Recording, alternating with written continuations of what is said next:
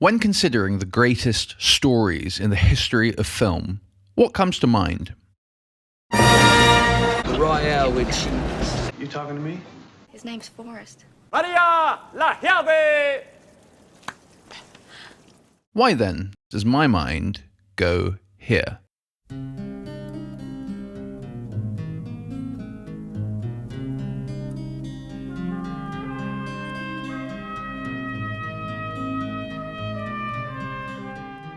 First Blood is my gold standard for writing and storytelling in film.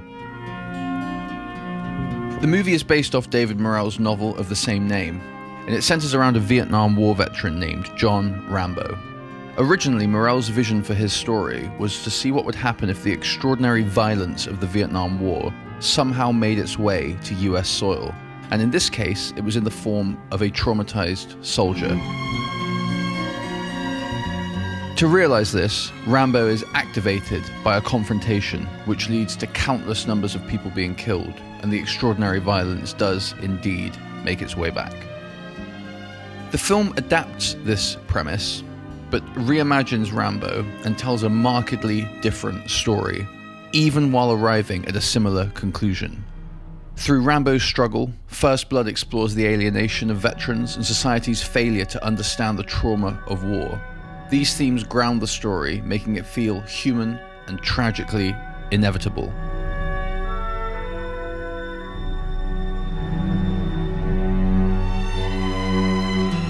In order to understand why First Blood meets this gold standard for film storytelling, we have to ask, what is great storytelling? Whilst these things, in my opinion, are nigh on impossible to fully quantify, there are absolutely certain aspects that can be pinned down. In fact, Trey Parker and Matt Stone from South Park go over one of the most critical points here. We can take these beats, which are basically the beats of your outline, and if the words "and then" belong between those beats, you're f***ed, basically. You got something pretty boring. What should happen between every beat that you've written down is either the word "therefore" or "but." And to me, all of this can be summed up in a single word: inevitability. The key to telling a compelling story, be it in a movie, a novel, or even a piece of music, for me, is that it has to feel inevitable. Try to achieve this very inevitability. That's the word for it. It's every note that comes is inevitable. Could have been no other note. Like it could not have happened any other way. Each moment has to feel like a consequence of that which came before. To that end, the less the writer has to do in order to set the ball rolling, the better. And the emotional beats in the story, something tragic or upsetting, only affect you in that way if they feel inevitable and like they had to happen. No, shh. Otherwise, it just feels cheap and does not move us. And while some degree of contrivance is necessary to get a story to begin, it should be as little as possible. And in the case of First Blood, it is a near flawless execution. In fact, you might say it's boring. The film begins with John Rambo, portrayed by Sylvester Stallone, making his way to a former squadmate's home, only to discover that this squadmate had succumbed to cancer, brought on by exposure to Agent Orange. Cut him down to nothing. Upon learning of his friend's death, John is immediately consumed by a dark cloud of grief, his optimism and even excitement giving way to a bleak despair. Was he searching for lost camaraderie? To maybe talk to somebody that's suffering as he is and has been? Either way, immediately it becomes clear that he had been pinning a lot on this reunion, and when he learns it's impossible, darkness rears its ugly head. From here, John makes his way onwards and ends up in the town of Hope, Washington. The first thing we notice about this Pacific Northwestern locale is that it's a jaw-droppingly beautiful location to shoot a film. It really is a total and complete knockout. Although there actually is a town called Hope, it's located in British Columbia rather than Washington State. But even with that, this is truly another aspect of this film's top-tier storytelling. And as Rambo is passing through, looking somewhat disheveled, he's spotted by Sheriff Will Teasel, portrayed by Brian Dennehy. You visiting somebody around here? Et voila, the writer's job is over. From this point on, the story tells itself. All that was necessary was to have John Rambo cross paths with Will Teasle, and every single thing that follows in the film is a necessary, inevitable consequence of that initial encounter. And ultimately, this is why First Blood is my gold standard for film writing and film storytelling.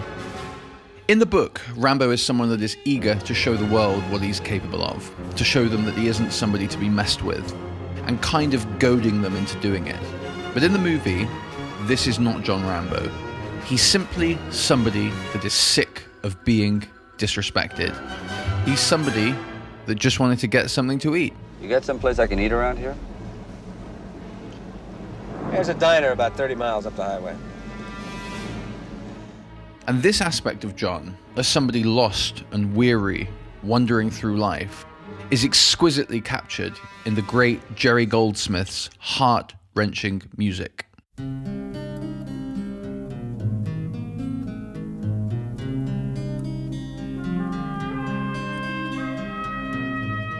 And whereas Rambo would ultimately become something of an action movie meme, in his first outing, the fuel of the story is his psychology, his despair, combined with his training and what it causes him to do.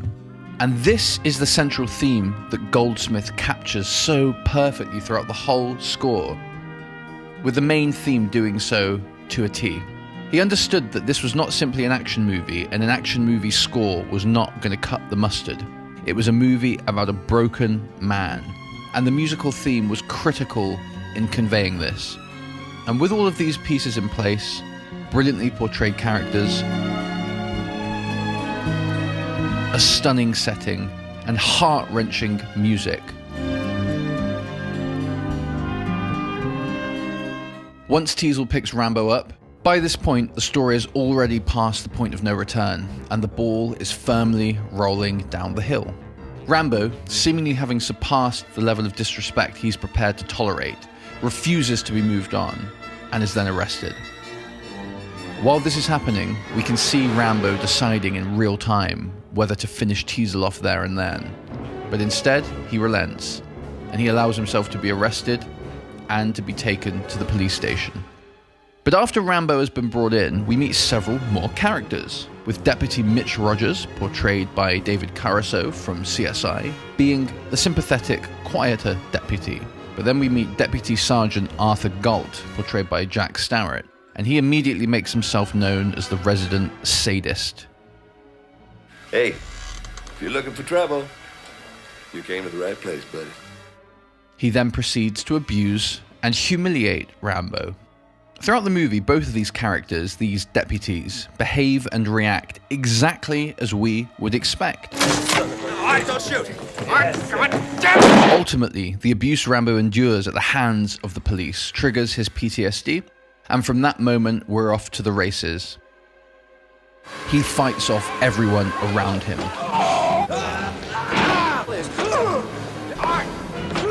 He breaks out of the police station and escapes in a truly breathtaking sequence of storytelling.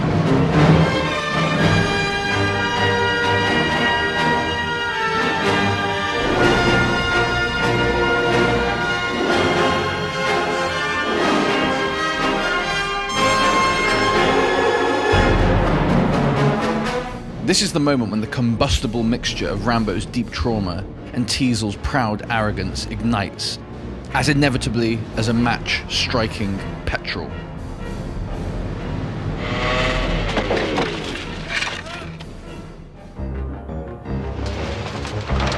From here, the story unfolds with an unstoppable momentum, driven by the clash of two unyielding forces, Rambo's primal survival instincts and Teasle's relentless determination to, if we're being generous, exact justice. But in truth, it's more about saving his pride, his ego, and exacting revenge. And I'm gonna pin that Congressional Medal of Honor to his liver. It's almost like a fission reaction, where every action leads inexorably to escalation. The result is not only inevitable, but utterly enthralling. The police attempt to pursue Rambo themselves, but gradually, as the severity of their situation begins to dawn on them, it's simply too late. Rambo then starts picking off each of the deputies in the woods, not killing them, but clearly demonstrating that doing so would be easier for him than breathing. Let it go. The state troopers and National Guard are then called in to elevate the search, and we move a few rungs further up the escalation ladder. Never possessed God in heaven to make a man like Rambo. God didn't make Rambo. I made him. Colonel Sam Troutman appears on the scene and proceeds to brief Teasel and the audience on how he trained Rambo and just who they are dealing with, further raising the stakes, further heightening the intensity. It lets us know that we are nowhere near done yet.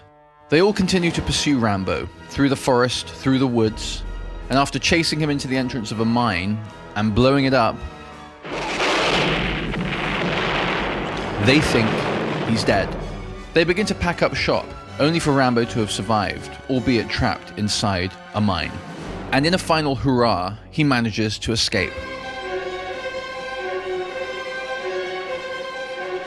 He hijacks a National Guard truck and acquires his iconic machine gun and proceeds to destroy Hope. But Teasel remains behind to face Rambo himself. Troutman warns him that going mano a mano will guarantee his death, but it makes no difference to Teasel. It's as though Teasel feels that he's destined to face Rambo. From the moment he chose to pick up that lonely soldier, the story has been building to this clash, inevitably. In the book, this sense of destiny is far more explicit, with Teasel even having something of a premonition and sharing a fate with Rambo. But the implicit nature of it in the film ends up being far, far more profound for the very reason that it's unspoken. Finally, having delivered Teasel's destiny,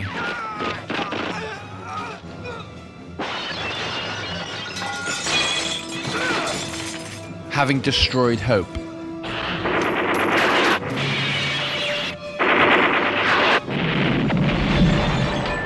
Rambo reaches his breaking point. In the film's dramatic peak, Troutman confronts Rambo in the police station. Rambo! Rambo, don't do it! And Rambo finally verbalizes the trauma that, until now, had only been expressed through silence or violence. This peak is a dramatic career highlight for Sylvester Stallone, having masterfully portrayed the wistful former soldier that was then activated once more, culminating in this traumatic episode. Nobody would help. No one helped me say, please, I want to go home. I want to go home. He keeps calling my name. I want to go home, Johnny. And once all of this has been expressed, once the fuel that powered his destructive nature was spent, Troutman brings Rambo out. Rambo surrendered to the authorities. And so concludes one of the most perfectly executed stories in the history of film. Now, of course, we cannot talk about storytelling in First Blood without mentioning what happened once the film was finished. Apparently, the first cut of this movie was roughly 3 hours long and was so detested by Sylvester Stallone that he tried to purchase the rights in order to prevent its release. And as the story goes, the first cut mirrored the novel much more closely, with Rambo being far more violent and much more talkative, and it ultimately did not make for an appealing character whatsoever. After failing to have the movie destroyed, apparently some sort of compromise was made where roughly half of the movie was cut, with a huge amount of Rambo's dialogue and violence hitting the cutting room floor. This gave us a more human John Rambo and a lean, concise piece of cinematic storytelling, paving the way, in fact, for more shorter, explosive action movies that would inevitably follow. And to have gone from a bloated disaster to one of the best told stories in the history of film, simply by cutting out half of what you already had, goes a long way to bolster the old maxim that less is more. That's great. Why don't you shut your mouth? And the alternate ending to the film does mirror how the book ends, with Troutman killing Rambo, saving the poor soldier from his own trauma and saving the world from him. First Blood is a magnificent film. When we think of what the sequel subsequently became, it's difficult to disassociate the character of John Rambo from the meme that he would become. But in this film, in First Blood, we see one of the most outstanding, dramatic performances of Stallone's career, and one of the most brilliantly told stories in movie history.